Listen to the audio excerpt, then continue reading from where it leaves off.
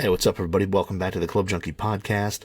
Hopefully, you're having a great week. It's another one, man, flying by. I'm already week 3. This is gonna be week 3 of the league, which is just crazy to think about.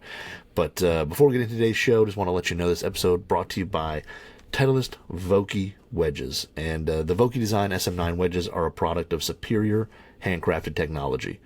Each one an instrument of creative control, created from the most advanced materials, engineered to deliver ideal flight and spin, with grinds designed to release your best wedge play possible. There are many ways to make a wedge, but only one way to make a Vokey. Titleist Vokey Design SM9 wedges. Superior handcrafted technology. Find yours at Vokey.com. So the Vokey wedges, go do the online test or the online wedge fitting. It's always fun to see what your what it puts you in. I'm always entertained by going in there, even though I've been fit before. Whatever, I still go in and try things out and see what it recommends. So, got a great episode for you today. As we saw, I think online, everybody saw Adams Golf is back, which is kind of crazy. I know we've all kind of thought about old iconic Adams clubs and the stuff we've loved from the years past, and they're back. So a little different than what they were before. I feel like they, have gone down the route of, getting more golfers into golf and coming out with some pieces that are really high quality for the money. Definitely a lower price point, but that lower price point, part of me wonders how they did it in certain ways, because looking in at some of these clubs and hitting some of these clubs that they've made, especially the driver, it's just really amazing that they packed as much technology as they have into a driver that's $300.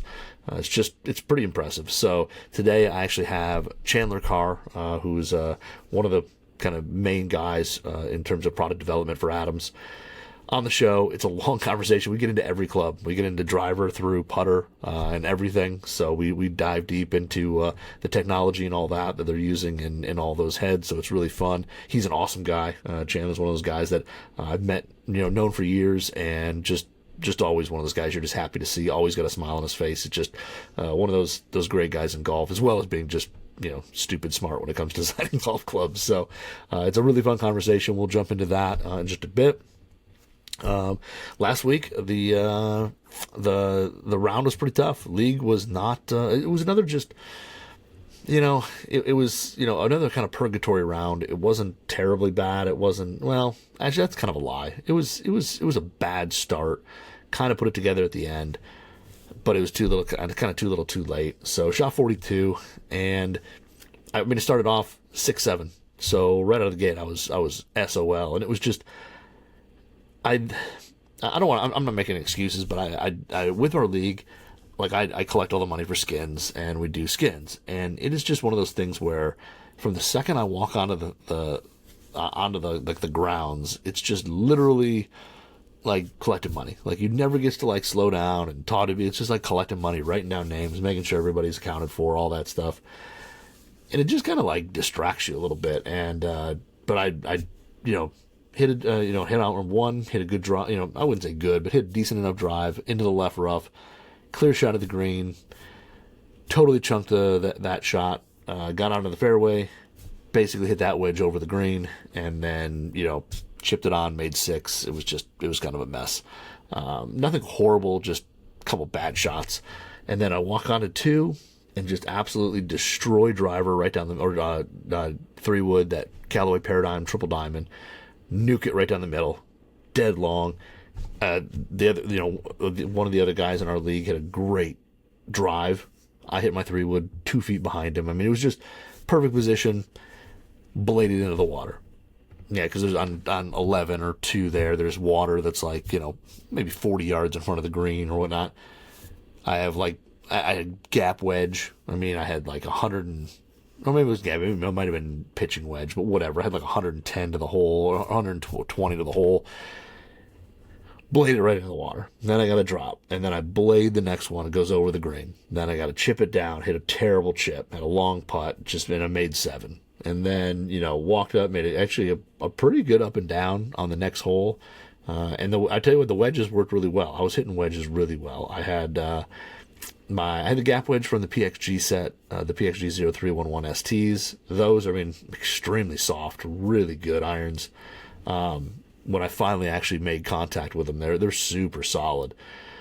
The wedges, once I kind of committed to just I hit some shots that were and then so on three hit it I just totally mishit an iron, played it right, I was short right, hit a little wedge shot onto the green, rolled up to a couple feet, made the putt, great up and down, get to the par 5, just leave it hanging out right into the water, gone, have to drop, hit hybrid up into a bunker that's right in front of the green, chunk that out, and then hit a great little like pinched wedge to like 6 inches. Just a low spinner, kind of hop twice, stopped right next to the hole. And then I played pretty decent after that. I hit the ball pretty solid after that. It was just could not get it going early, and just the swing just wasn't there. And then finally, once you made like good contact, it was like, all right, I started rolling a little bit. So after the first 2 holes, which absolutely kind of sunk the round, and I was all right. But the PXG, those 0317 STs, or CBs, I'm sorry, CBs, really soft, really good feeling irons. Are they crazy forgiving? Man, I don't know if they're necessarily crazy forgiving, but they definitely have a soft, solid feel to them. They get up in the air, they stop quick on the greens, so they were just really solid. And once I started hitting it good with those, I really did hit it good. Hit some great wedge shots out there with both the new Callaway Jaws Raw full toe. Hit a couple with that, and then also I took my old PXG, not old, but PXG Sugar Daddy 2, and again, same thing, just around the green. I was really good with those 2 clubs, so saved myself some strokes there. Didn't play amazing. I made birdie on the second par 3 on, was it 14? Hit it off to I hit a solid shot. It was kind of in between clubs because it was downwind. Hit I want to say it was like 168 or something like that. It was just under 170. Hit 7 iron, but I kind of left it out right again. Hit the green, and I was 30 some feet away, up the hill, breaking left or right to left, made the putt. So I made a big old putt there, which I had the lab with me yesterday, so I made a big putt there. It was nice, and then just kind of rolled on the rest of the round, which was all right. But hit some good shots after the first couple holes. It was a little nasty, a little rough. So we'll get into reviewing some of that stuff as I play more with it. This week's What's in the Bag, I've already started working on. So I'm actually recording this on Tuesday because Chandler and I just recorded today. I'm doing my little intro today, so I'm recording this on Tuesday, which is way early for me. But yeah, I'm kind of putting the bag together already to see what's going in the bag. And I think right now, at least from what's over there right now, I think we're going Cobra Aerojet for driver with a VA Composites Regine 2.0, TaylorMade Stealth 2 Plus, and the big heavyweight kind of set in the mid position, maybe one click back from mid on that one there. And that's just got the Kylie Red 75 in it. Like, that's nothing. I just don't have like a lot of fairway shafts just sitting around and just putting heads. So that one, we'll just run it with that. I've been actually hit that a couple times out in the range and hit it fairly solid with that shaft. So we'll roll with it. And then we're doing the Mizuno STZ 230 3 hybrid. So putting that there, the 19 degree, and that's just got the UST Link Blue 75 gram in there. And then irons, going with the Tour Edge Pro 723s, the forged kind of cavity backs that they came out with this year. Those have dynamic gold 105s in them, which is kind of weird that they only offer that club with a dynamic gold 105, but we'll bring those out. And then I'm going to throw in I was debating which utility iron because, I've kind of been going between the Cobra King Tech and the Ping. And I think I'm just going to throw the Tour Edge, the Thai utility. That's the last year version. I don't know if they came out with a new one this year, but last year's got it there. I'm going to throw that in there. That's got a KBS PGI 90 in it. And then right now I have, I got to put a gap wedge in. That's the only thing I don't have in the gap wedge yet.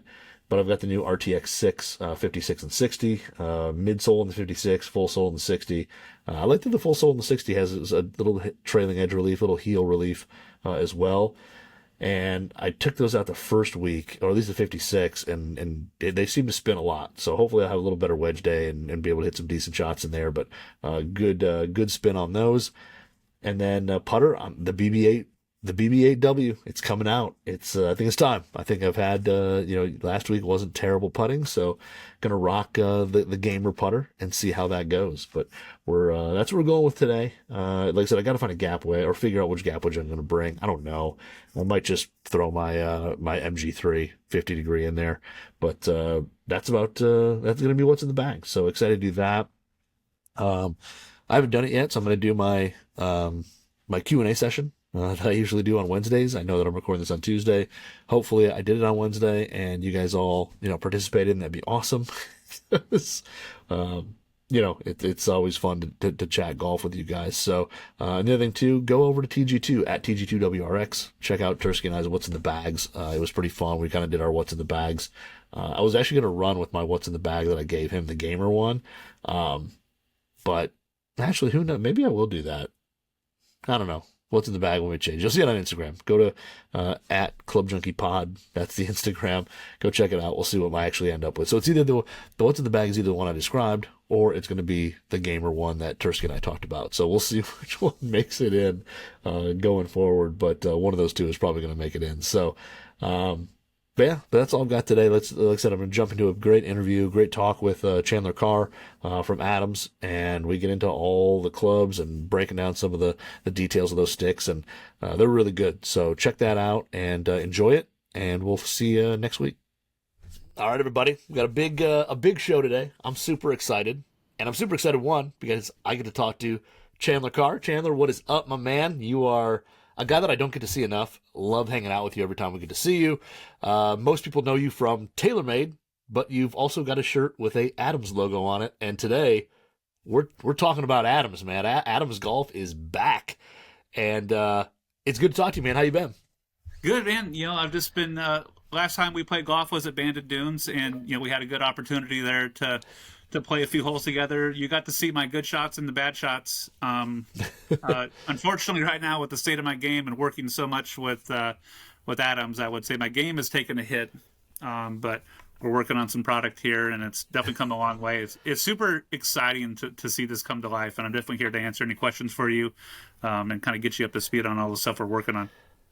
Yeah, I know Bandon team. It seems so long ago, and I've got a couple of the Bandon head covers up there. So, but it seems like such long ago. But yeah, really interesting. It was interesting. We saw online all of the some people found that the Adams accounts were kind of all of a sudden came to life, like the end of last week or something like that. That I think the Twitter came alive. Some other stuff kind of came alive, and everybody. Kind of the buzz was going. What is going on with Adams? And now we've seen, if you've been to golfwrx.com or you've basically been online anywhere, you've seen photos of the new Adams clubs. And we'll get into talking about kind of those clubs and some of the tech and all that about them. But where did this kind of come from? Because, I mean, TaylorMade's owned Adams owned the brand for a long time, and it kind of went away. And all of a sudden we're back. So what's the story with Adams kind of resurrecting and being coming back to life? Well, there's an opportunity. There's just a ton of new golfers playing the game, right? There's a bunch of returning golfers. There's a bunch of new golfers. There's people that used to play a bunch, and now they're getting the bug to want to play again. And we're understanding that this golfer still wants quality equipment. They want to play with their buddies. Score doesn't necessarily define them, but they're still really competitive, and they do a bunch of self-selection. They don't necessarily want to walk into a retail shop and be overwhelmed with all the options. Like, let's face it, you walk into a shop, and if you're a maybe new golfer or if you're a returning, even skilled golfer, like you walk into a shop, and if you're not intimate with golf and all the little nuances like me and you are, you can get overwhelmed pretty quickly. Like, you don't even know where to start. What are the good brands? What are the good options? What's right for me? I got to go get fit. And the whole process is kind of intimidating. It's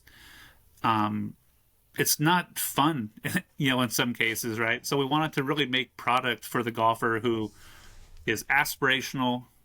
They want to beat their buddies. They want to go out and have a good time.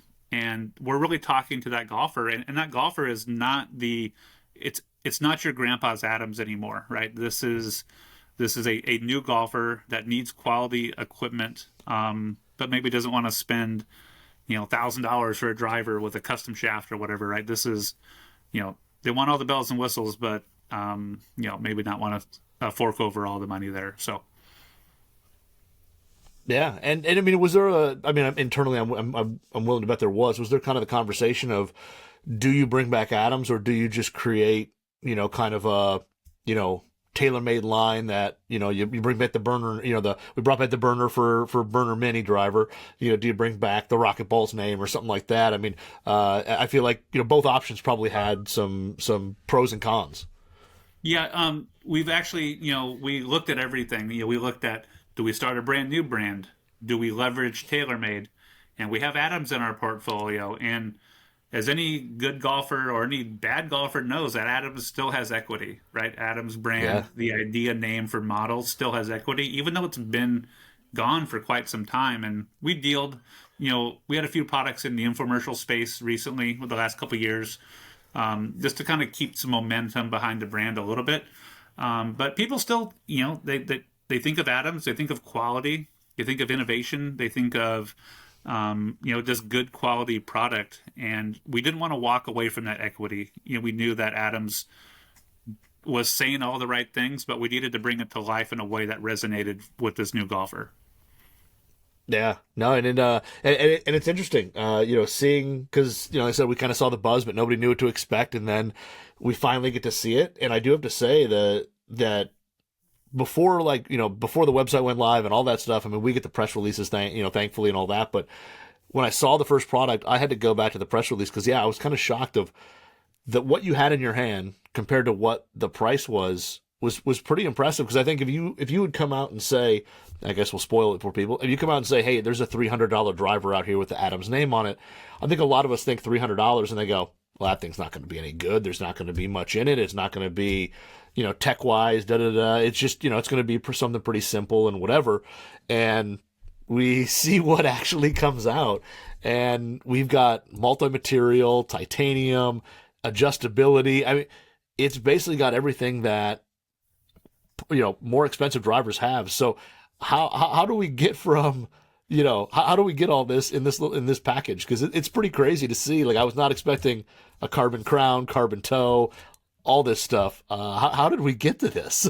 It's pretty crazy. So I'll start with kind of the performance metrics first, right? As to we knew that this golfer still values distance. They value forgiveness, and we know the recipe of creating products that perform that way is through multi-material construction. So obviously leveraging some of the historical knowledge that we have here at TaylorMade to create a 460cc titanium driver with a carbon crown, a carbon sole panel to free up all that weight really allowed us to maximize MOI, but really provide a driver that can hold its own, right? This driver for $300 in some cases almost performs a little too good. And I think it's one of those things where, we had to kind of look in the mirror a little bit and say, like, hey man, this is some good quality product. And that's the benefit of direct to consumer, right? We can leverage the fact that we can add value to the golf clubs and not have to pass that on to consumers. So that's really the beauty of direct to consumer, is that we're not, just kind of no middleman, right? And we can pass that value on to the golfer and make sure that they're getting the performance that they need to have more fun, play better, and play more golf just in general, because now they're, got a $300 driver and that's going to perform really, really well. Yeah, and I think, from visually, I've hit a few balls. You can see a couple tee marks on the bottom. I've had a few swings outside the net. One, I'm going to say, again, visually, it looks great. Carbon crown, kind of this, bluish gray metallic paint that actually looks really nice. It's well done. But the other thing too is most drivers, when you look at the type of player you're describing, that aspirational golfer, beginning golfer, that type of player, most of these drivers sit like 4 degrees shut. They have a really weird look to them. Like, this looks like a real driver. And when you set it down, it's square. It doesn't, look shut. There's a 9-degree head, and when you set it down square, it's there.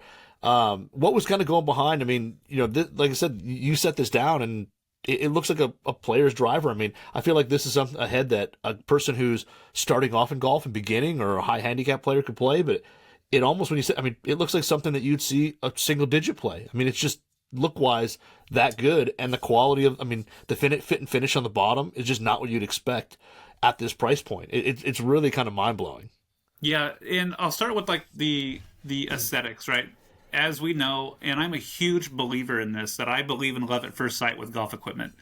I truly Yeah. believe whether you're a good golfer or you're a beginning golfer, you know what you're looking at, right? I don't want to discredit that the bad golfer needs to be compartmentalized into the mega draw biased, offset, slice correction club. Nobody wants to be that guy, right? Even Yep. if you know you probably need it, nobody wants to be that guy. Obviously, golf, there's a little bit of ego tied up into this game, but knowing who we were targeting for this, right?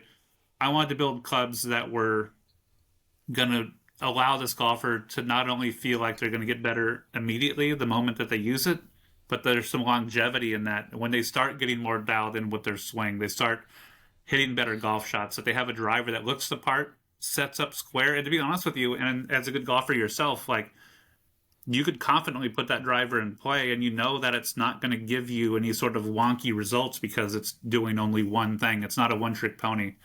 It's really designed to maximize forgiveness, be extremely long with that velocity slot, and it's really doing all the things well. And I keep coming back to this, like, the bell curve of golfers, right? We're not on the extremes with this, right? This is not your ultra low spin driver. This is not your slice correction offset driver. It sits right in the middle where golfers get the looks that they want to look behind the ball, feel confident, pull the trigger, and hit some good shots, and know that they have equipment that'll grow with them too, with that loft sleeve, right? When they get a little bit better, and they can Yeah. turn that loft down a little bit or add a little bit more loft, and even comes with a wrench. So, Yeah. And now, like you said, I mean, kind of the game being so intimidating for some golfers out there. Was that kind of a debate that went on with putting in an adjustability into the club? Because there's a lot of golfers, even who are seasoned golfers who've been playing a long, long time, who don't really get into messing with the settings on their driver. Once they kind of get fit and they get it dialed, it stays that way, and the wrench never comes out of the bag. It's probably still in the Ziploc bag that it comes in out of the box. So was that kind of interesting? Because I think a lot of golfers that you talk about, that you described, that this is kind of targeted at, probably won't mess with this too much, and they're probably not going to be lowering it down, raising it up, doing all the things that a lot of us golf WRXers will be doing, which was swapping shafts and doing all sorts of crazy stuff.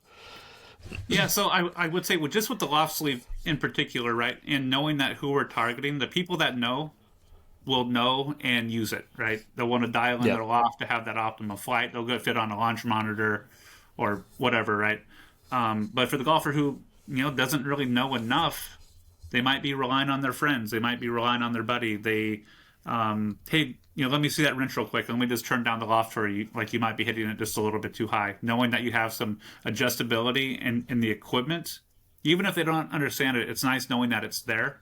And once again, going back to this narrative of, like, you can grow with the clubs a little bit, and as you get better, you can fine tune that loft to make it suit your game a little bit better. So didn't want to omit anything, right? It's just having a product that can grow with the golfer, and if you're a good golfer too and you like the way it looks, put it in play and get it the shaft you want or whatever, plug and play.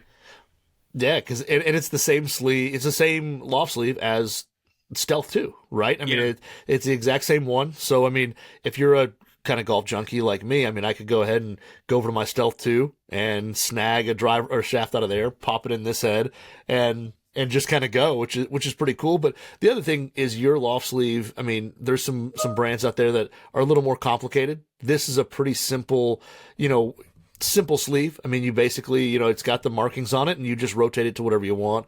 You pop it in, you lock it down, and you're done. It's not like you have to, take a course in engineering to figure out, what to do with that loft sleeve. So it's not crazy in this end. You don't have to learn a ton to figure it out. Yeah, it's super intuitive, right? If I need to hit it higher, put it on higher. If you need to hit it lower, put it on lower. Hit them lower. Yeah, so you're pulling, like, you don't need to know everything or like what it's doing, but it's worth knowing that this golfer can try it and almost experiment a little bit too. And as they get better, dial in that loft accordingly. Yep. So so titanium face.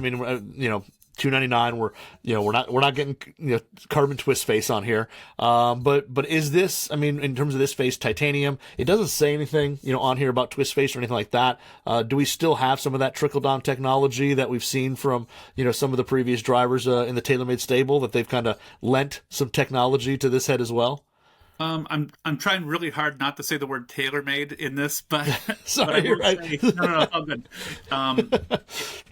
Obviously there is going to be some inherent carryover, right? Yeah. Twist face is not a technology that exists in this, but it does have variable face thickness, right? Obviously, controlling off-center ball speed is a huge one in conjunction with that velocity slot. So like that's really where all that ball speed and saving ball speed on your mishits is really coming into play. That velocity slot is, changed the way golf clubs have been built across the industry, and utilizing that to the fullest extent has been a huge asset for us.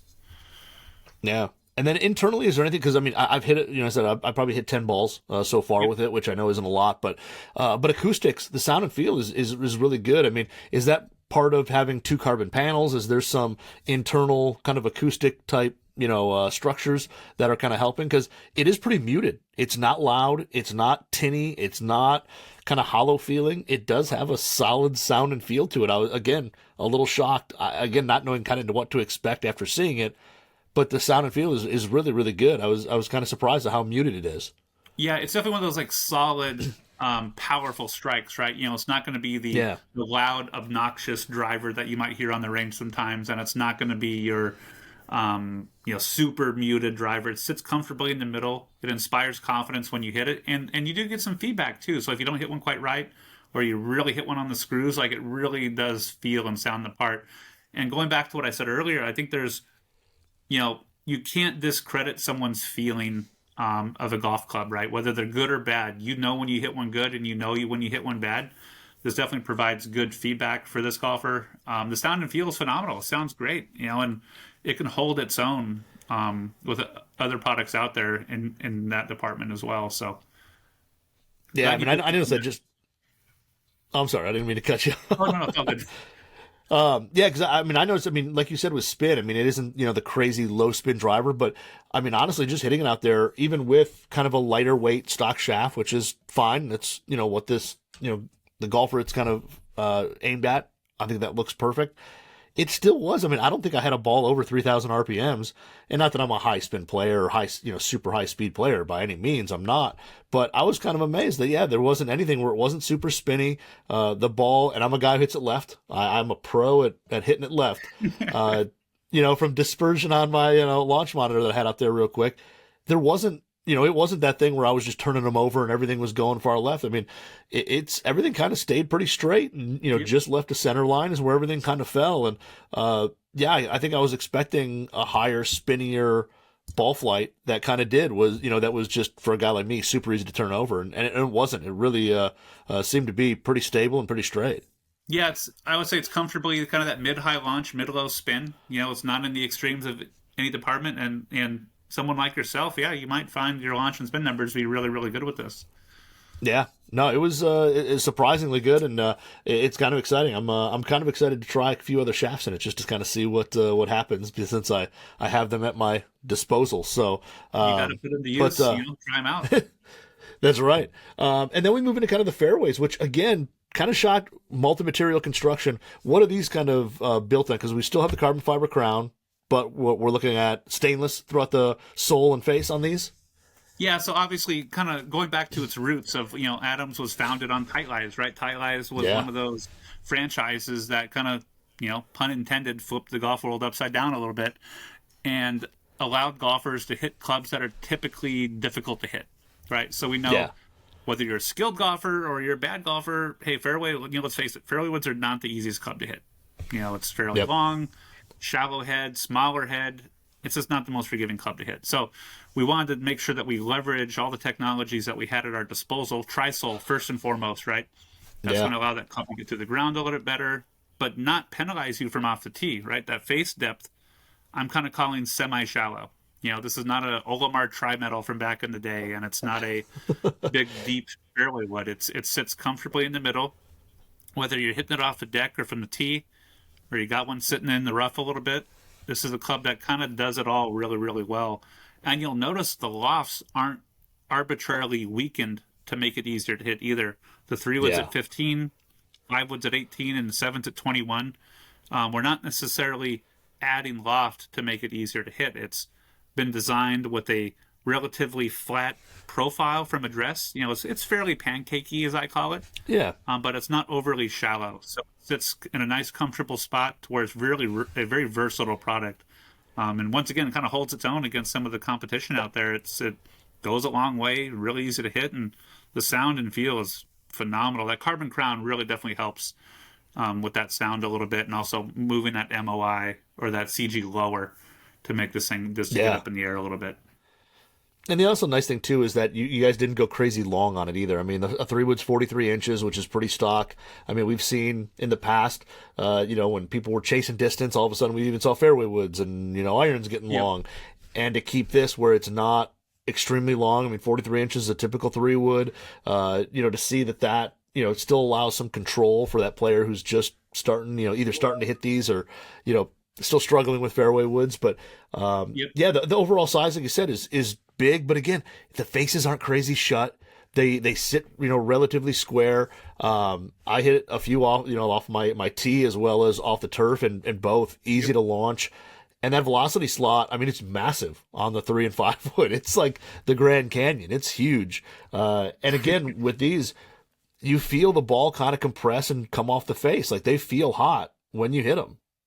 Yeah, and I'm really glad that you picked up on that. Obviously, velocity slot is a huge advantage for us because when you're dealing with a smaller face, you really have to rely on that low face flexibility to give you that that pop that you're looking for. So glad you picked up on that.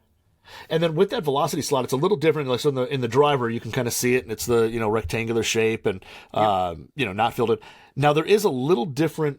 It's a little different shape on the fairways and the hybrid. What's with that center section that kind of protrudes back into the slot a little bit? Because it does look a little different than the driver. Is there a reason it's shaped slightly different in those two? Really sole curvature. So when you're dealing with a driver, you have a lot of sole curvature, right? And then with the fairway woods and rescues, for that matter, hybrids, the sole is more flat, right? Especially with tri-sole. It's just a cosmetically what you see, that little protrusion, that's purely cosmetic. But the slot itself is definitely a function of the sole geometry. Gotcha. Yeah, I didn't know if you were trying to push some weight in a different spot or something like that, because it did look like, there's a little more metal there. But yeah, I mean, the sole on those, like I said, still is a tri-sole, but all really sleek. I mean, other than the velocity slot, there's really nothing there to catch on anything. So turf interaction, which I haven't, unfortunately have not been able to get it on real grass yet, but, but it looks like it should glide through pretty much any lie with relative ease. Yeah, good for those long par threes or really anywhere in between. I think it's one of those clubs that can do it all really, really well. And to your point earlier, what you said, it's not necessarily that we're chasing total distance. We're not chasing that nuclear 3 wood off the tee.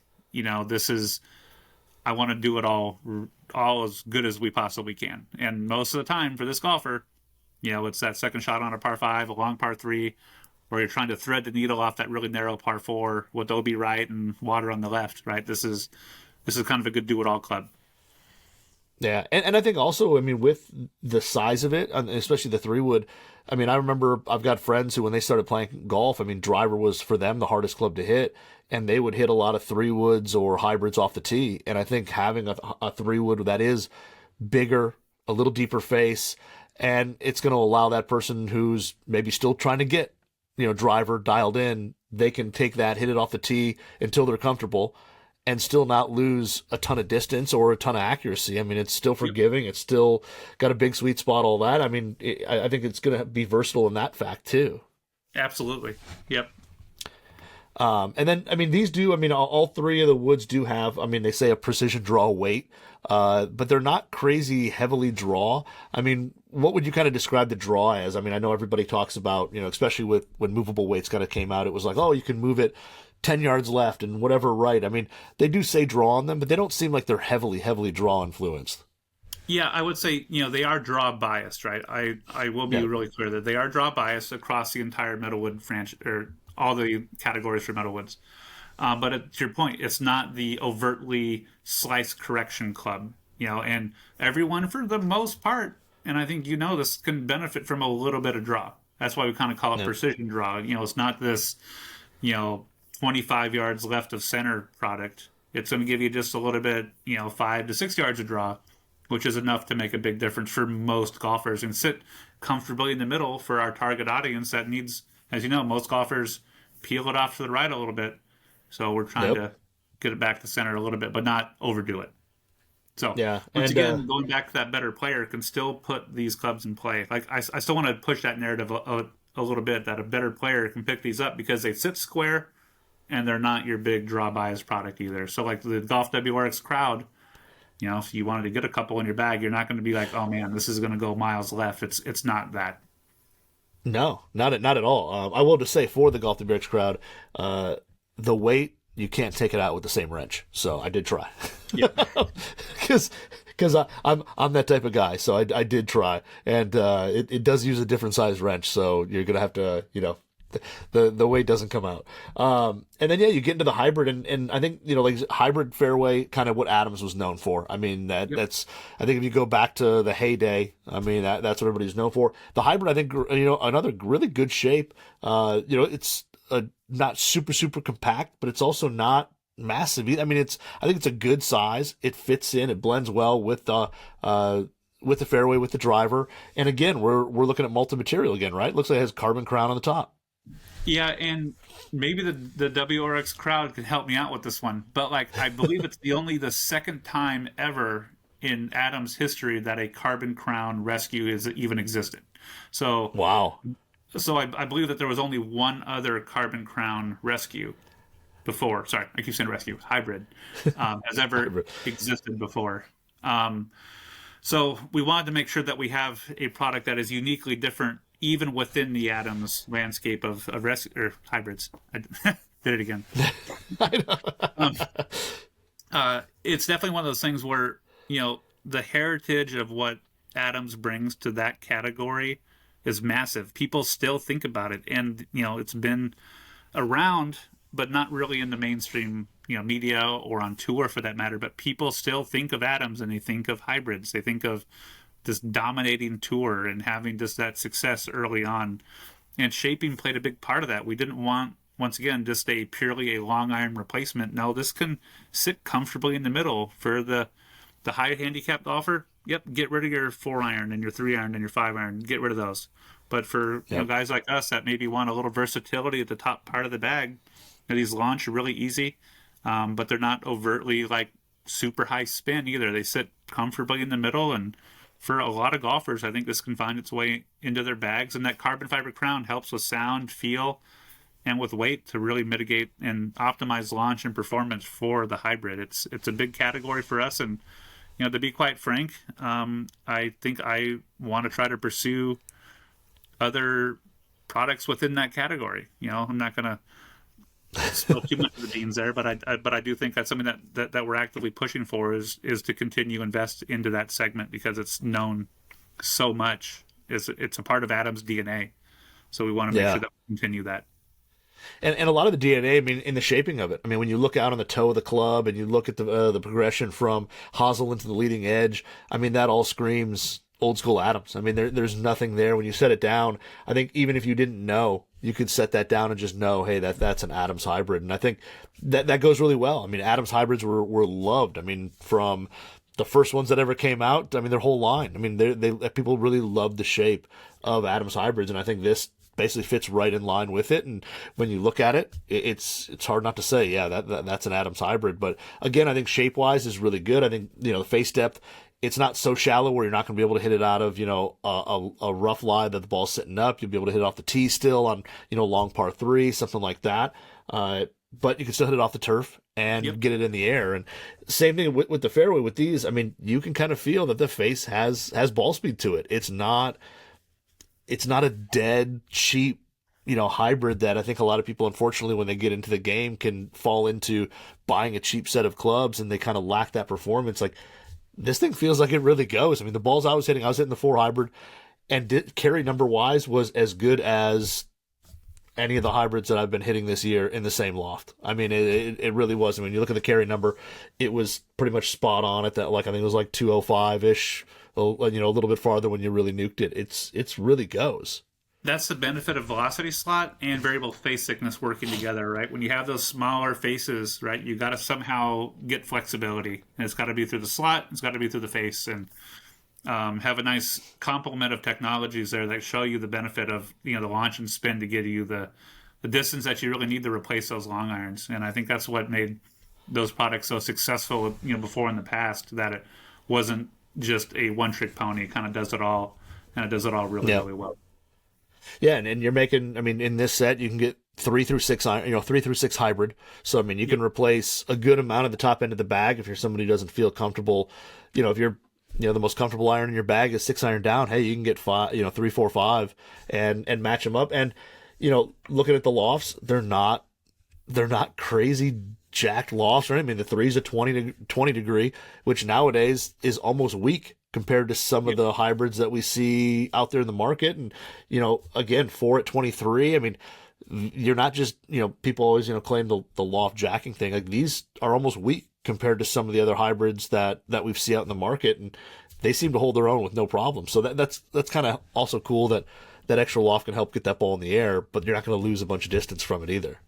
Yep, and that's really, and as fitters too, the fastest way to change launch and spin is through loft, right? Shafts and CG play a big part of that. But in order to have these hybrids match up with the iron sets, to have a proper gapping is important, and that's kind of where we landed on those lofts, because you're not chasing distance, you're chasing playability, you're chasing workability and consistency. So we wanted like a loft package that helped work with that as well. And speaking of irons, we can move right into the old idea irons that I think, again, kind of shocking how good these look. I mean, for a set of irons that cost basically start at $500 for I don't know how many pieces, but I mean, for an iron set at this price, like, they look really good. The badging in the back looks solid. They are not massive with tons of offset. I mean, yes, they're not blades. I mean, we know that that's not the target audience here, but they are not a blade. They are not the old MB2s or CB2s and all that, but they're pretty good size and they're good shape. And, even the little touches like, the AG out on the toe, that's like laser etched into the toe. I mean, little touches like that you just don't see on irons at this price point, but these things are cannons. I just took the 7 iron out. I was hitting some balls and they're like almost a club longer than kind of the irons I've been playing or messing around with all year. Like, they're crazy long. But they still feel pretty good.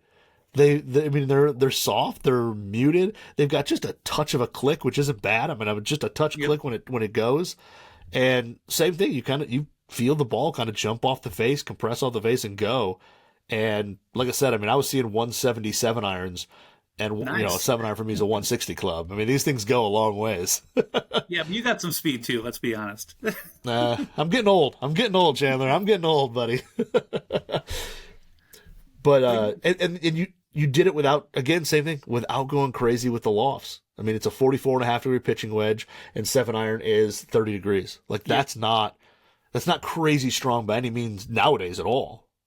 Yeah, and kind of the whole design principle with this iron set, right? We knew that, going back to that aspirational comment that I said earlier, right? This golfer's aspirational. They want to look the part when they put their golf bag on the cart at the golf course, or they pull up to the range and slam down your stand bag. Like, nobody wants to be the guy with the big oversized mega offset game improvement clubs. These actually really kind of tug at your heartstrings a little bit and make you want to be a better golfer, right? They're clean, they're simple, they sound good, and obviously you already talked about it, but the performance is really good. And I think it's a product that, if I'm comparing it to other hollow body construction irons, and that's the thing that I want to lean in on, is that this is a hollow body construction product, which allows what you were already talking about, to extremely thin and fast face. But it sounds really, really good because of the weight savings. We can internally kind of reconfigure some of the mass pads and weight around to help give you that soft, solid sound and feel. So it's a nice right up the gut product. It's aspirational. And I'm really glad that you picked up on the fact that it's not your game improvement product where it has tons of offset. Yeah, there is offset in there. But Yeah. I do say that it's progressive offset, right? So if you were to pick up the 8-iron or the 9-iron or the wedge, you'll notice a pretty straight leading edge, Yep. not a lot of offset. And as you get longer in the set, the offset becomes more prevalent. And you'll notice that the hosel length will actually change, something that we haven't talked about a lot. But this does have variable hosel length, right? So the longest clubs, your 4, 5, and 6, For sure. have a little shorter hosel. And as the club gets Yep. shorter, that hosel gets longer to help mitigate flight, and really help us with sound and feel as well, right? When you move that mass around, you can do a lot of things with it.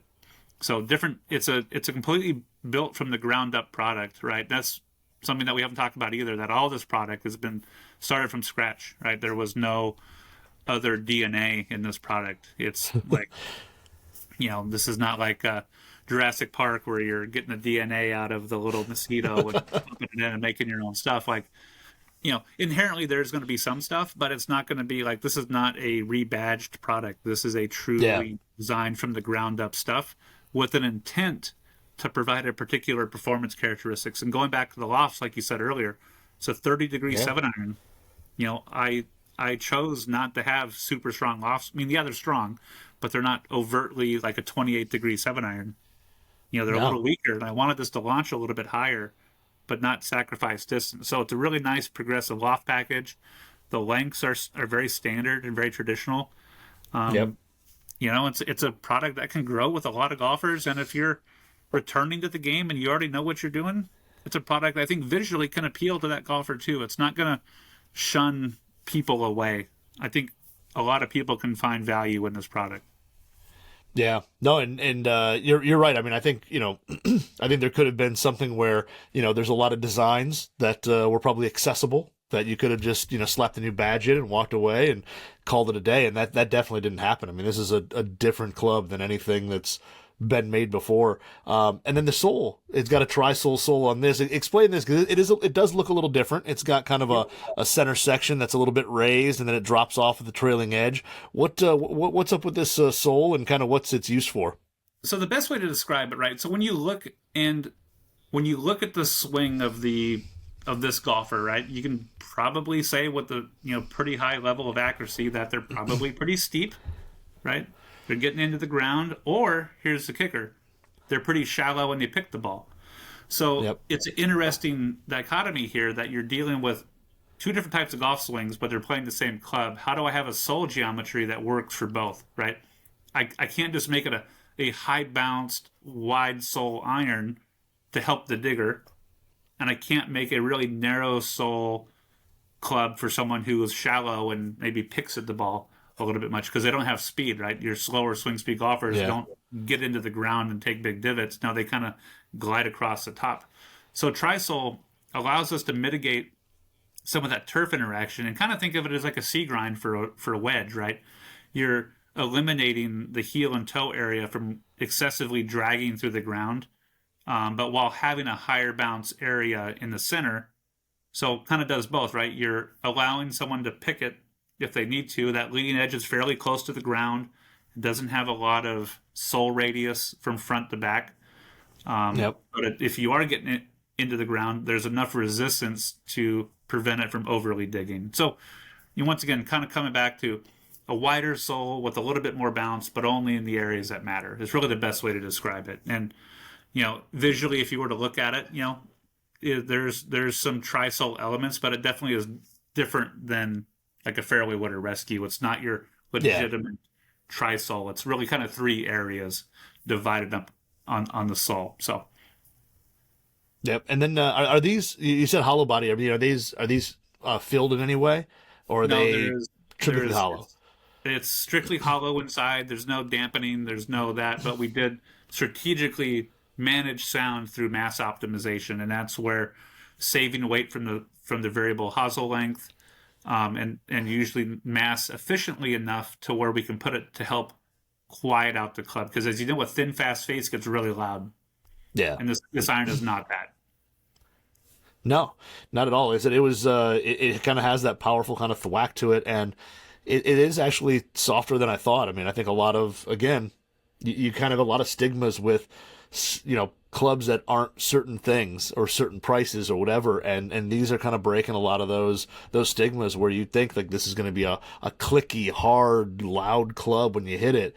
And it's not. I mean, it really does have a good sound and feel to it, and it like I said, it's long. I was shocked at how far the distances that were popping up, and I was just like, that is significantly longer than I usually hit the ball.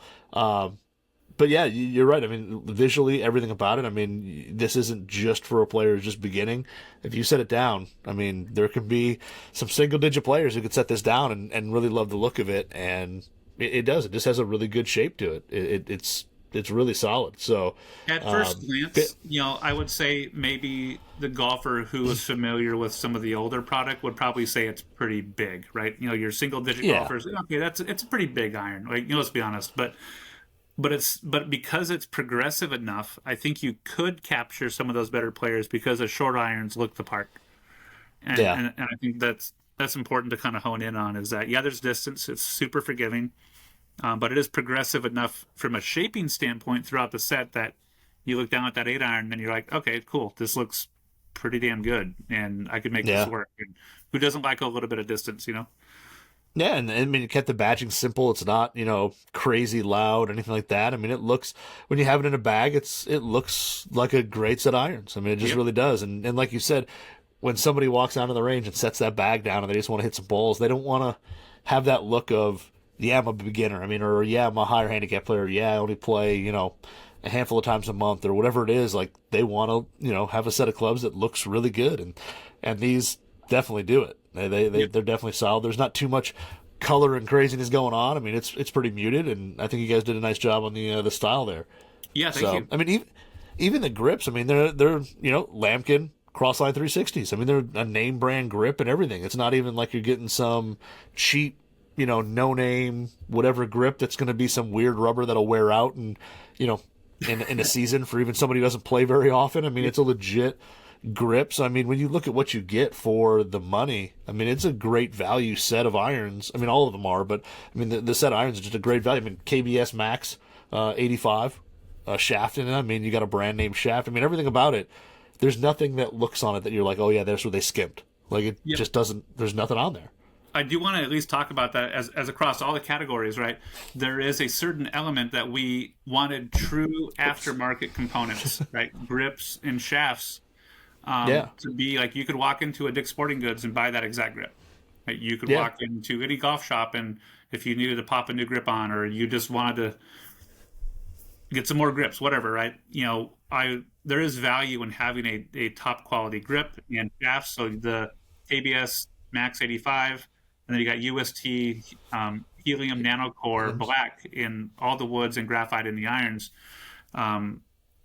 That's something that we felt that we added value is that, hey, there is no Adams branding on the grips. There is no Adams branding on the shafts. It's truly walk in, get that exact same that exact same Lamkin grip. It's not a made for product. It's the same weight and spec that you would get, the 50 gram, 600 round Crossline. Like, it's as walk in and go get it at any retailer, so that if you do wear them out, you can get the same ones if you like it. And so we felt very passionate that we wanted aftermarket components in all the categories. Yeah, it's pretty. It was kind of amazing. And then you get into these. There's a whole bag. I mean, which if you go online, if you go to adamsgolf.com, you can see you can buy pieces individually. You guys make them in full sets, and so you can get full 14-piece set. You can get a half set. You can get kind of a even smaller set than half. I mean, you guys kind of have a lot of options to get into a lot of these clubs, whether you just want to buy one or two pieces to see if you like it, or you can kind of jump in and just get yourself a half set and go play, as soon as they show up, get a box of balls and you're ready to go. Well, there's really three ways to purchase the product, right? There is the I don't know what I need. You can go kind of through a self-selection tool, and then we'll make some set recommendations for you. So you can buy it as a complete set. And I want to say right now to all you guys, this is not a box set. This is not a package set. Every club is priced as it is normally. It's just pre-configured for you. So if you don't know what you need, we'll help you along the way. You can buy everything a la carte, and you can get it custom. So that's coming. Oh, really? Oh, wow. So custom is coming, right? So you'll be able to get a limited options within custom. So let's say you want a lower flight driver shaft, or you want a little bit higher flight shaft, or basically a high, mid, and low premium aftermarket shafts for all the categories. So let's say you want that's still what shafts will be offered, still kind of TBD, but you will be able to get length options, grip size options, lie angle Oh options, wow. and different shafts within custom, right? So if you kind of know what you need, go and talking to you WRX guys. If you know you want some sort of lower flight shaft, well, you'll be able to get that. So that's coming. Well, I believe in June is when that's coming. So that's pretty cool. I mean, there's golfers who are, are starting up who are taller and shorter. I mean, you and I are quite yep. different heights. I unfortunately look up to Chandler when we're in person. I'm not quite that tall, so But I you and aspire to I be would as good as probably. you, though. Oh, trust me, you've already got me beat. But you got wedges, and the wedges are really interesting. When they first came in, and of course I don't have one right in front of me, but I've got it right over there. But a really interesting design. When you look at it from the back, there's a lot going on. When you set it down and look at it from a dress, it's a really traditional wedge. It's Yeah. the look of it's really traditional. It's not super pointy toed or anything. It's well rounded. But when you look at the back cavity, a lot of things going on in terms of, it looks like, weight distribution. We've got a little pocket that kind of goes right into the kind of the meat of the club, or the wedge, as well as it's kind of got almost a cavity back look, a little perimeter weighting up in the top of the blade. So what's going on with the weighting on the wedges? So I have a little internal name for what I call this. So it was kind of a bit of a passion project for me, but it's kind of all party in the back and business up front. So you can call it a mullet, but I'm kind of running with Call it it. the Right? mullet. Oh, I don't like calling it that, but it is all party in the back, business up front. But that was kind of a passion project for myself and one of my partners downstairs, Parker, who was a big person who really helped with this, and who was actually an original Adams engineer as well, Oh wow. so he was like, "I want to make an Adams club," and I said, "Okay, you can help me with the with the wedge." And we tried to solve a problem, and that problem was any golfer, for the most part, hits their wedges with too much of an arching trajectory. They add a little bit of Okay. loft and impact. They don't hit it as far as they probably should because they scoop and add loft, and doesn't create that low penetrating flight that everyone's trying to hit now. Those little low wedges that just grab from 60 yards and sit by the hole. So that was the problem. How do I get a golfer to hit a lower flighted wedge with a ton of spin? And I kind of threw Yep. out conventional thoughts was, well, it doesn't need to look like a wedge. I wanted the results to kind of almost dictate the performance characteristics. So we knew, okay, well, CG, right? CG helps with hitting it lower, especially with a wedge. These wedges have one of the highest CG placements in the industry, right? Wow. Um, so basically, like as a frame of reference, a typical high toe wedge comes in around 18 millimeters vertically from center. So that's where the CG is from Okay. the bottom of the sole vertically. These I think Yep. are almost at 21 millimeters. So Wow. really, really, really high CG, and that's why you have that big undercut cavity. So the sole is actually thin. It's got kind of a thin sole, and all that weight's been positioned up. Yeah. So that's going to help drive that ball flight down, increase spin. Like when you hit it below CG, you're going to create all that spin. So Yep. high CG, really, really high CG to really have that lower flight, especially with slow swing speeds, right? Those part shots, those 40-yard, 50-yard, 60-yard shots to a tight pin. You need spin. That was really designed to have that high CG for the flight. Secondly, was the sole geometry, right? We know Yeah. sole geometry impacts strike location vertically, right? So a higher bounce wedge, you tend to hit lower on the face. So now we're Yep. moving the CG up. We have a sole geometry that helps you hit it a little bit lower on the face on fuller shots to help flatten out that trajectory and increase spin.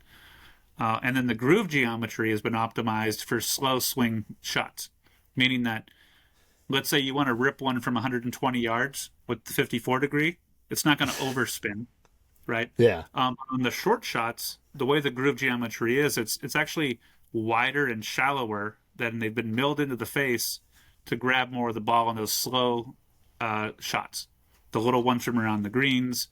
Yep. So the whole recipe with this has been designed, how do I hit it lower? How do I spin it more? And how do I have a geometry on the sole that allows still some versatility? So that's why you see that C grind in there. Yeah. Right? If I just gave you a blatant high bounce wedge, now that wedge is one dimensional. It's a square faced wedge that you can only hit from the bunker square faced. And this wedge can do that. But also for the better players that want a little versatility from around the greens, you can lay it open, not excessively. Like this is by no means a low bounce wedge. Like Yeah. that leading edge is still going to be relatively high off the ground, but you can open it up a little bit on towards the heel or towards the toe. Some people like to have heel up on those little short shots around the greens. You can do a ton of stuff with this wedge to help provide versatility, so it's not a one-dimensional product.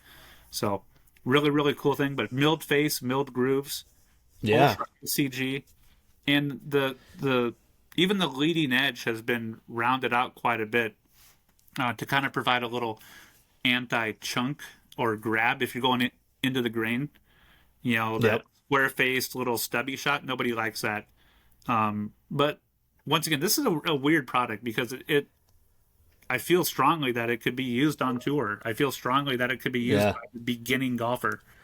It's a really interesting product, and there's not a lot of products out there in the marketplace that have all of these attributes tied up and together with one wedge.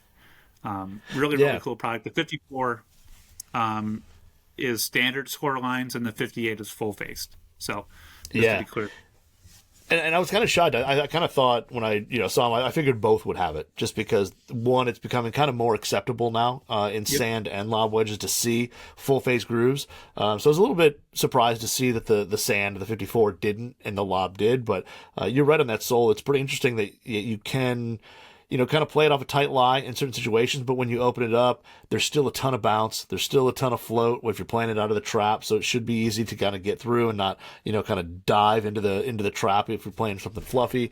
But yeah, I think you're right. I mean, for a wedge that's going to play in a wide range of golfers' hands, in a wide range of conditions, it is something that I think is going to be very versatile. And yes, if you're going to go play, crazy hard pan, super tight, whatever, okay, it may, that leading edge may come up a little higher than you like, but for most players, I mean, especially like here in the Midwest, I mean, those grinds I think will work really, really well for the kind of golf courses we play. They're a little softer, and you watch people kind of hit they get a little behind it, and all of a sudden they're taking big old pelts. And, if they would have wedge with a little more bounce, I mean, it wouldn't save necessarily the shot completely, but they could see a little better performance out of it. And traps are always, for a lot of higher handicap golfers, are always a struggle. Nobody ever wants to be in a trap, and having something that helps is pretty big. Yeah, it's funny too, like the versatility of that wedge, specifically with bunker play, that it's not like, if you don't know how to hit a bunker shot, like you could, in theory, literally play this square-faced, hit a couple inches behind it, explode it out. But I played yesterday, as a matter of fact, and the course that I played at is very interesting. Flat bottom bunkers with very high lips, and I was able to hit shots out of that, with relative ease. And going back to what you said, like if you're at Bandon Dunes and you got to hit like a high flop shot off a hard pan, probably not the best wedge for that unique situation, but 99% of the shots that we're going to hit, this wedge can do really, really good at it. But once again, optimized for those little shots into the greens, the little flop over the bunker from the rough. Super great wedge, man. It's a really, really cool product, and I think I don't want it to be overlooked. Like the rest of the product line is so good. This is kind of a sleeper, and I do think the WRX crowd might appreciate the fact that a lot of work went into this one. Well, that and also they don't feel, when you look at the back of it and you see all kind of the cavities and all the stuff going on, you're probably automatically going to think like, oh, this thing's going to be clanky and sound terrible and feel really brutal and all that, and it doesn't. It's actually. It's really quiet. I mean, if you didn't know, if you were able to kind of not see the back and just hit the wedge, you would never know that those things even exist. Like, it really does. It is nice that the better player will appreciate the fact that it's a wedge with all this tech and this specific design, but you're not forced to then deal with a sound and feel that are just terrible. Like it does really sound solid. Yeah, I'm really glad that you picked up on that, because that's typically what we don't like to do, is make a sacrifice, right? When we make a wedge or make any club for that matter, we don't want to make any sacrifices with the product. And the fact that you think it sounds and feels good is huge, because we spent some time on that, going through iterations of how do we achieve the CG properties that we want, but without like having a wedge that sounds like crap. Like, Yeah. it's really tough. And I have to give credit to Parker on the R&D side, who really spent a lot of time to make sure that was right. So kudos to him. And it's pretty crazy, like you said, with the CG being what they said 22 millimeters above. Because I remember, I mean, I've talked to you numerous times about kind of new product releases, and a lot of times you guys get excited about moving a CG a millimeter, and being able to kind of manipulate that in certain ways with different materials or whatever, and to kind of come through and say you moved it three is a pretty massive movement. Like, I know people listening may not think like, oh, it's 3 millimeters, like whatever. In the world of golf clubs, like that's a pretty massive move. Like that's nothing to just shake your head at. Yeah. What's funny? I'll tell you a story. I have a good friend of mine who's kind of an Instagram guy. Doesn't work for us. I actually had him come down, hit some shots for us. His name's Drew Cooper. Anyway, he was hitting some shots for me, and I said, "Hey, go ahead and just hit this 54 while you're warming up." And we were doing driver testing, and he hit the 54, and he's like, "Should it launch that low?" Like, he was almost a little concerned. And I said, "Yeah, try it again." And he like kind of figured it out, and he's like, "Damn, I've never hit a wedge like that." And someone with his kind of ball speed, for him to see a wedge flight like that, he was like, "This is cool." He was launching it like, he was hitting like 11,000 spin and hitting it like just under 100 yards. Like, it was cool to see like the amount of like that flight window he's not used to seeing. And that's what everyone's been experiencing. So pretty cool. Yeah. I mean, and honestly, you said milled face, all this design work that went into it, and it's $99. It's $99.99. Like, that's crazy. It's not to let it go that cheap.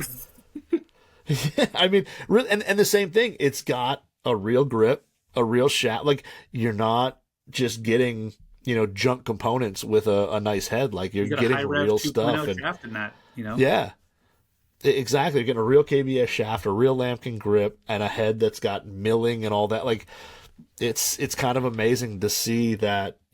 As we've said the whole time, just because this player isn't spending the premium money, they're still getting really high quality products. So, and then we'll jump into kind of the last of the bunch, but surely not the least.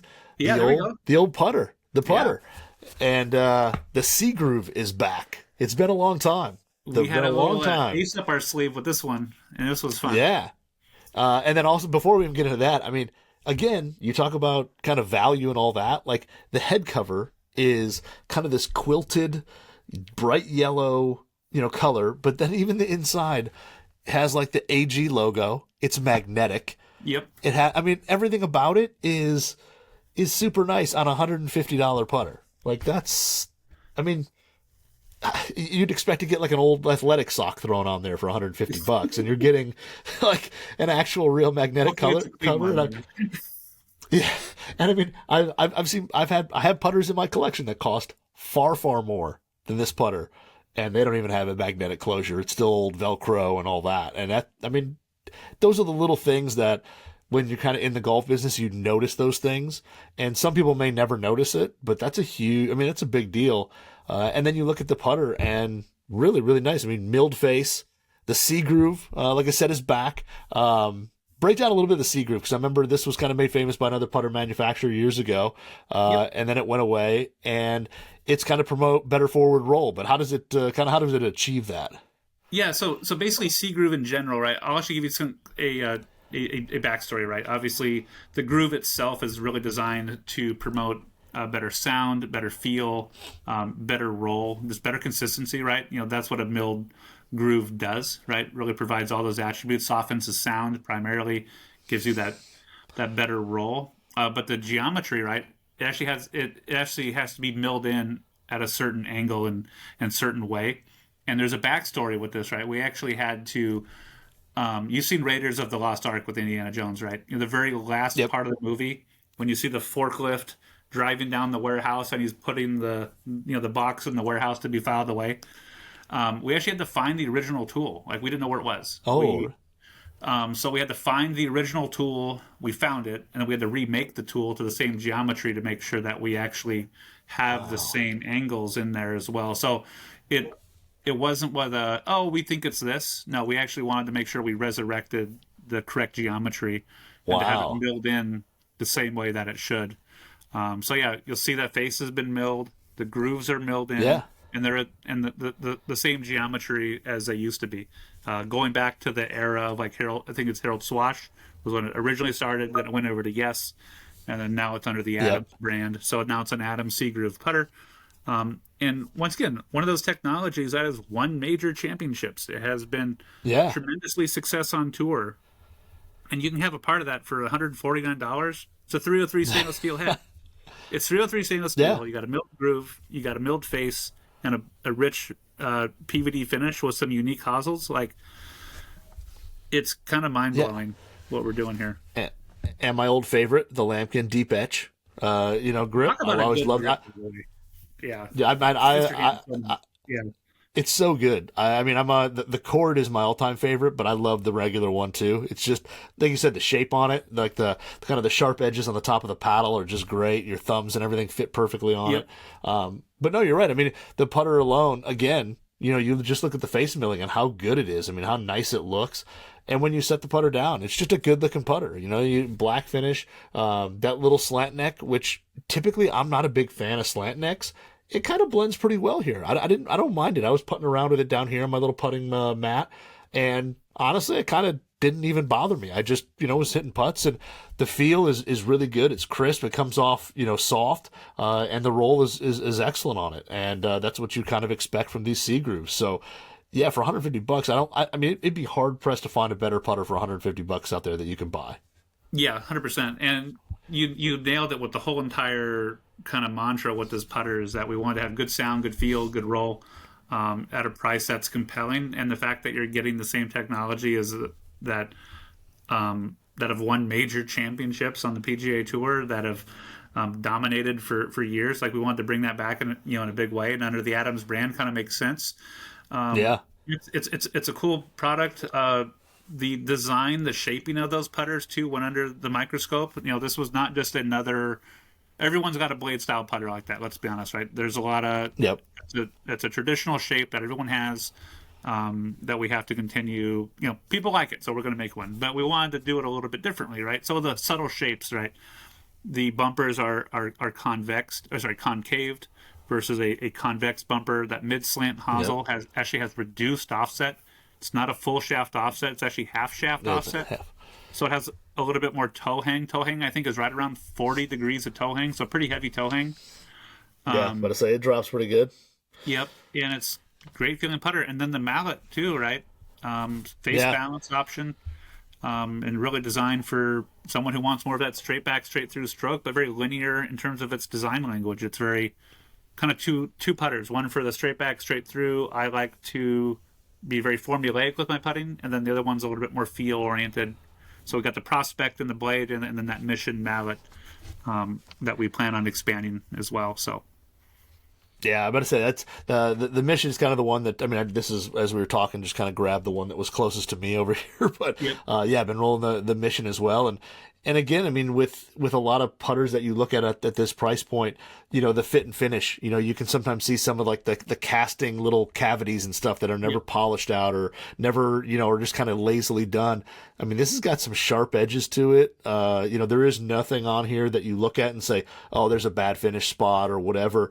It really is done to a higher standard that you would think, most putters at $150 would be made to, or even some that are a little more, that you see some of those kind of imperfections and some of those things that this just doesn't have. And, like I said, you get a putter that, the technology in it has won on the PGA Tour, has won majors, and you get it for a fraction of the price. But, again, classic shapes. The mission is really good. I'm always been a fan of that kind of fang style putter. yep. I've played them for, ever since another brand kind of came out with, one of the first ones. I've been playing, a version of them for a long time, or at least have messed around with them. And yeah, they set really nice down, and they offer a good feel and a good a good roll in the ball without having to go to like a plastic insert that a lot of people don't really love. I mean, a lot of people want that fully milled stainless putter, and then you get that plus some tech for a great price. But they do roll the ball really well, and they feel good. They're soft, and I was pretty impressed when I first started rolling them down here when I pulled the plastic off. It's an iconic piece of golf technology when you think about it, right? And you can get a piece of that too for a reasonable price. Like, honestly, like, I would feel confident walking up to a PGA Tour player and say, give one a roll, right? You know, granted, it's not your $500 milled putter, but from a performance standpoint, I think it could definitely hold its own. Yeah, I agree. I mean, I think it's one of those that, I mean, if you handed somebody this putter right now and you told them it was $300, I don't think anybody would say anything. They wouldn't be like, no, that's. I think people would get it. Like they totally get it. So, no, the putters again, real parts on them, real grips. I mean, everything about it is pretty awesome. So, we've kind of run through the whole Adams line, and I know we've taken a ton of people's time, but it's really cool to see and really exciting to see the brand back. And hopefully we'll see more and more. I'm going to ask the question that every Golf WRXer is asked. When are we going to see blades and forged cavity backs? Everybody has the legendary. I was up till 2 a.m. last night reading every single comment on every single, like, you name it, I was reading it. I couldn't get it. I basically didn't sleep. I was like, okay, we had lunch day yesterday, and I just got to take it all in, right? Some good, some bad. I'm just taking it all in. And to be honest with you, like, I don't want to say no to any of those options, right? I think the blade is still on the table. The better player hybrid, like an Idea Pro hybrid, is still on the table. I am not saying no to that. And we want to continue talking to that crowd because it is important, right? There is the target audience that we're going for with this product, but as we all know, there's a special place in everyone's heart for Adams, and right. those products really resonate with that. So I'm going to tell you guys, like all of you, like, if you keep asking for it, we're going to make it. And I think it's on me to try to figure this out. And we don't give away stuff, but we want to make sure that we do things with the intent of drawing we got to make some money. We got to keep the lights on, but I do think that there is, I don't want to walk away from that. And I do think that there's too much history, credibility, and just, you guys are asking for it. So, hey, it's on the table. I'm going to do my damnedest to try to make sure that happens. So, trust me, if there's anyone who wants a blade that can't play it, it's me. No. So I mean, come on, I'm right with you. Long answer was not. Short answer is, hopefully it's coming. Maybe. Exactly. So, like I said, if you want to check out all the Adams Golf stuff, I mean, one, you can check out all the photos, all that stuff, golfwrx.com, and then also if you go to adamsgolf.com, they've got it all there, including if you want some cool T-shirts and whatever to go with it. Some of the T-shirts, the new logo is kind of cool. I saw on the T-shirt, I was like, that's actually kind of cool. So it's a little more modern version of the logo. It's a full line too, and I think that's one thing too. Like, hey, it's a robust line top to bottom. You can get a cooler that holds a 30 rack, and you can get some T-shirts. And you can get some really awesome putters and wedges and everything in between. So, yeah, it's pretty awesome. So it'll be cool. Like Chandler said, maybe June, hopefully right around there, we can see some custom options, some different options like that. If you're looking to order something and really need that lower launch shaft or whatever options, we should see some more of that, which would be pretty cool. And like I said, adamsgolf.com. I was on there and kind of going through everything and see what options are available. But there's a ton of different things you can do, and it's pretty cool. I'm excited to see Adams back. I'm excited to kind of see where it goes. And I think, I don't know how this line doesn't do well. I mean, for what you get at the price point, it's pretty spectacular. You guys did a pretty great job. Yeah, thanks for the feedback. It's a team effort. We got people here working hard on this stuff, and it's not just me. It's an entire group of people that are dedicated to see this through. So we're here for you guys, and we want to make sure that we do it right. So awesome, man. Well, hey, Chandler, thank you. I know we went way longer than we thought. I think we talked about before the show. We're like, it'll go like 30 minutes, and we're here. So appreciate the time, and man, it was awesome. So.